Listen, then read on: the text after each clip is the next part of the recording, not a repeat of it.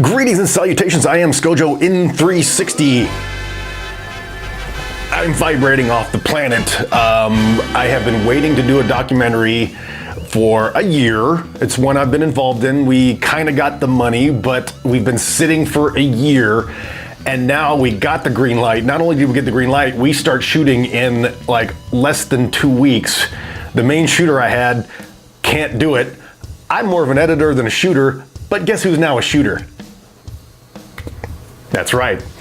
I'm now going to be heading for an undisclosed major university in California for the next 5 weeks. Well, I've got 2 weeks to prepare, but then 5 weeks in California, shooting run and gun, going crazy. It may have a little bit of an effect on my ability to produce what I've been trying to do, Monday and Friday episodes, but I'm sure as heck gonna give it a good college try, you know?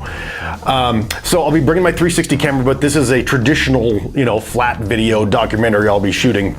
But I've done a lot of 360 work lately, and that leads me to an issue that I had. I was in Seattle recently doing some 360 virtual tours.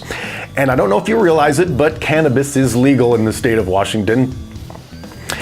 And so I was doing 360 tours of some cannabis dispensaries, and they came out great with one big exception. And thank God I had some backups in place, because basically had I not had them, I would have looked like a complete idiot instead of just the mild idiot that I am. So the tours came off, I got paid, but there was I wouldn't call it a rookie mistake, but still a mistake nonetheless, that I didn't completely test the HDR setting on my Insta360 One X before I got there. I had tested it out, but what I didn't realize is that sometimes you get flicker when the frame rate doesn't match with like your computer monitor.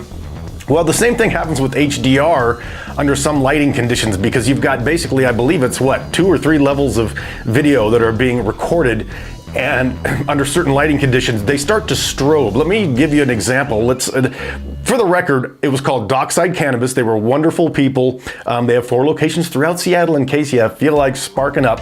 And let's go to the replay. Now, the stuff that was outside was gorgeous. Take a look at this. Now remember, this is a stereo view in one shot here, so you're gonna see all 360 and around, but look how nice this looks. This is nice and clear.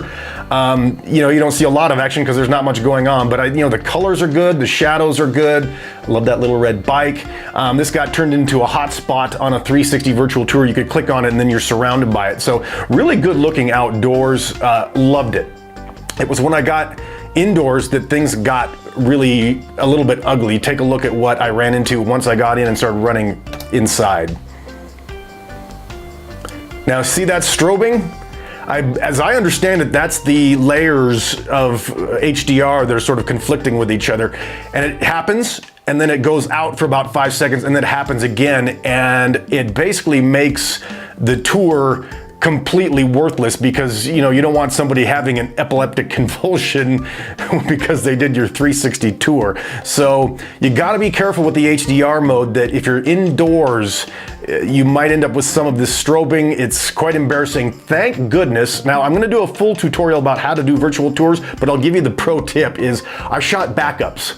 On several locations I shot just normal non-HDR video, and in the places, in this case, I shot really nice photos. So I had photos in place of video, and my client was fine with that, because really there wasn't many people in the shop anyway, so it still ended up looking good. But just wanted to give everybody a caution about the HDR mode. It looks great for outdoors. You cannot be moving really with it, or you'll get a ghosting image. But it looks really beautiful. If it's going to be a static shot, use it. If you're going to be indoors, stay away from it. All right, I have 2 weeks to get ready to shoot for 5 weeks in California. A lot of prep work to do. I will continue to try to put out episodes every Monday and Friday. If I miss one, I will miss you guys. Please continue to chime in with your questions. I've got so many questions backed up from my audience now that I got topics for the next 6 months to a year, and I want to give a big shout out to friends like my buddy Ron Cashman in Australia. We've got some friends in Singapore that are watching. We got some friends in Germany. Who's the other one? Malaysia. Hello to my friend in Malaysia. Sorry, your name is not coming off the top of my head, but greetings to Malaysia. The 360 community is building I'm going on the road. Scojo in 360, gonna do California in 360, so stay tuned. I am out of here.